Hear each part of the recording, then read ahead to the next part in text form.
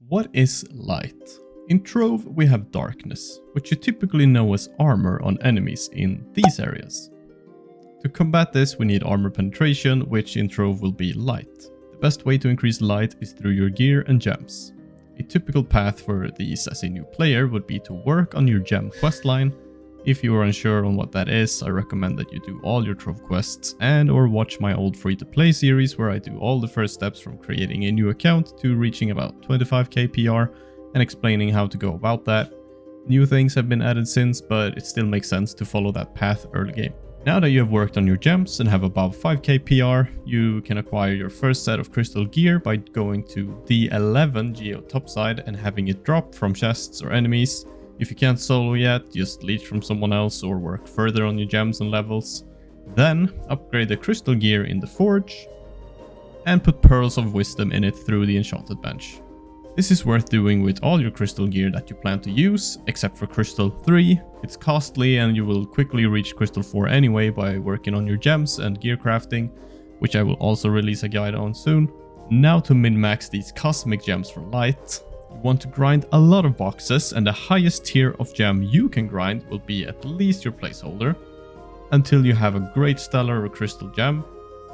You always level your high tier gems that are not crystal to 15 before loot collecting, and with crystal you do 25, to gain more dust.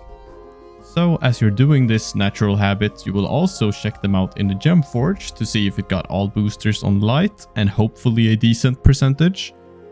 And of course have it be fierce for physical classes and arcane for magical.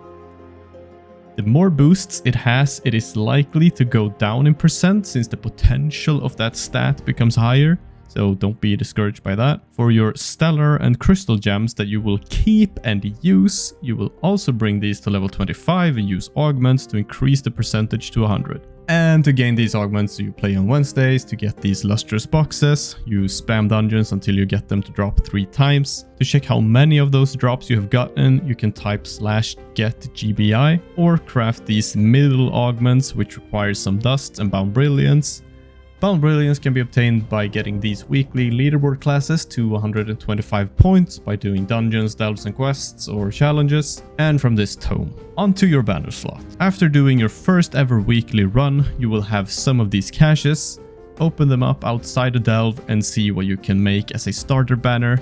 If you're unsure about the weekly delve runs, I have a very short condensed guide on it, perhaps the most important one to watch if you aren't already doing your weekly delve rewards. Then, whenever you have acquired 4800 light to loot a D13 Leviathan, or been able to attend some Ifera delve runs with no light requirement, and Ifera is the D13 Leviathan you can attend killing in /join Levi or through the delve I mentioned. Keep a lookout in /join delve if anyone runs them. Ifera drops a daily banner that gives 750 light. You want 3 of these. Then join the spawn here in topside to craft a 900 light version that lasts a whole week. Ifera can also drop a permanent torch that you can upgrade in the tab below into a fitting perma torch for your class. Most of them will use the flash capacity and movement speed.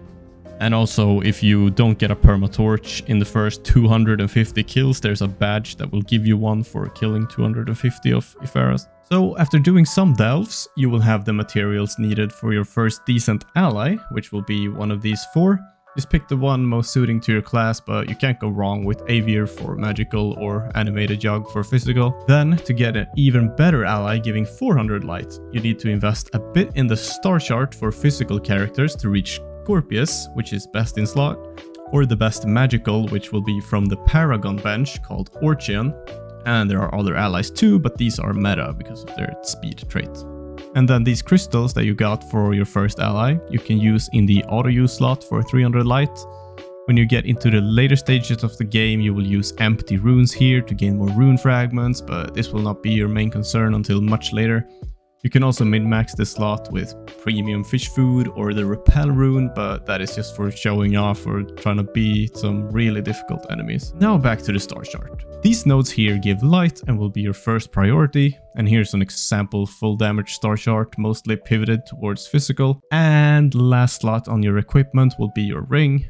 The first ring to give you light will be equipable after level 20. You can buy a ring box from Marketplace or level up your ring crafting. I would probably start with getting one from Market and work on ring crafting later in my journey. Search for your class's name on Market to find the one that suits, but if you aren't gonna utilize the effect these rings can have, it's better to just buy the cheapest one which still has the correct damage type.